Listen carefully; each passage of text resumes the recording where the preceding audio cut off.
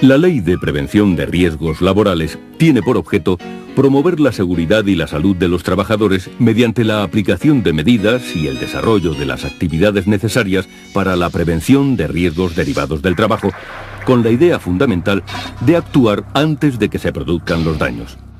Y dicta unas medidas que el empresario deberá aplicar con arreglo a los siguientes principios generales.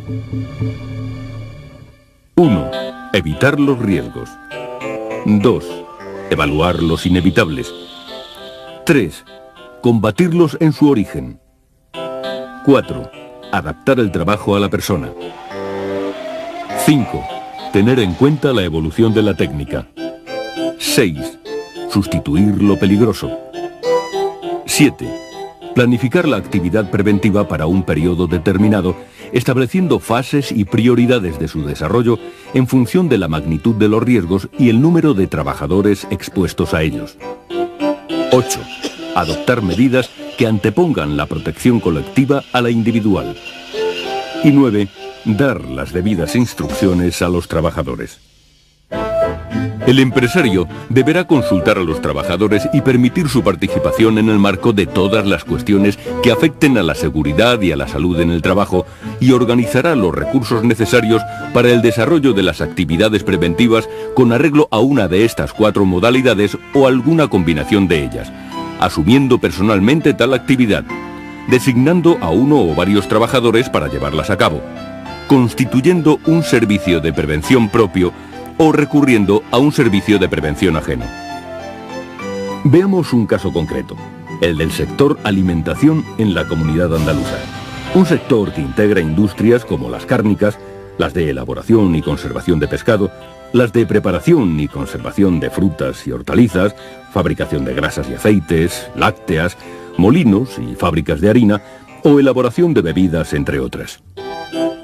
En este sector, los accidentes más comunes son, por este orden, los producidos por sobreesfuerzos, casi una cuarta parte del total, golpes por objetos o herramientas, caídas de personas al mismo nivel, atrapamiento por o entre objetos, caídas de personas a distinto nivel y pisadas sobre objetos, existiendo asimismo otras situaciones de riesgos tales como la exposición a riesgos biológicos e higiénicos, que aun no teniendo la cuantificación de las anteriores, sí tienen una importancia cualitativa elevada.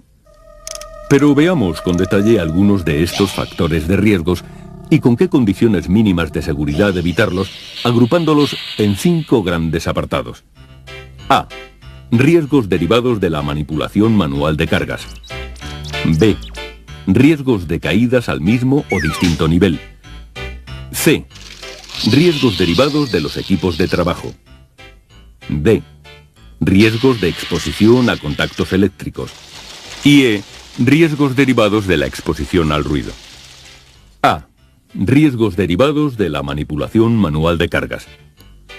En este apartado, los factores de riesgos más comunes son 4. 1. Una carga demasiado pesada, o demasiado grande, o difícil de sujetar. 2. Un esfuerzo físico demasiado grande o realizado cuando el cuerpo está en posición inestable.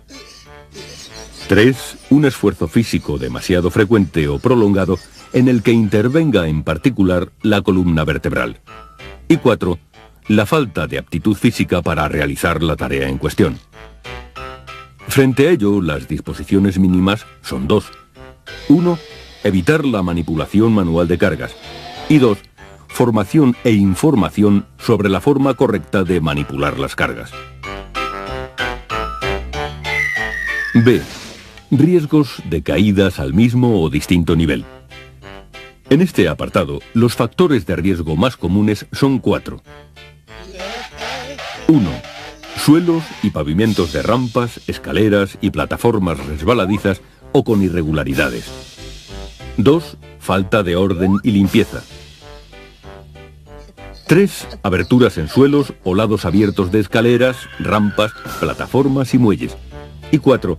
Escaleras de mano defectuosas o en mal estado. Frente a ello, las disposiciones mínimas de seguridad son 6. 1.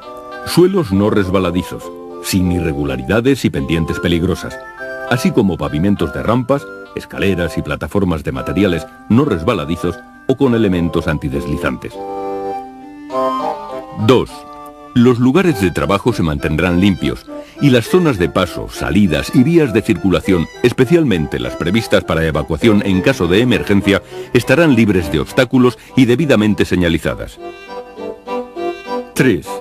Se eliminarán con rapidez los desperdicios, manchas de grasa, residuos de sustancias peligrosas y demás productos residuales que puedan originar accidentes o contaminar el ambiente de trabajo. 4. Las aberturas o desniveles que supongan un riesgo de caída se protegerán mediante barandillas u otros sistemas de protección. 5. Las escaleras de mano tendrán la resistencia y los elementos de apoyo y sujeción necesarios. Las escaleras de tijera dispondrán de los elementos de seguridad que impidan su apertura y se revisarán periódicamente.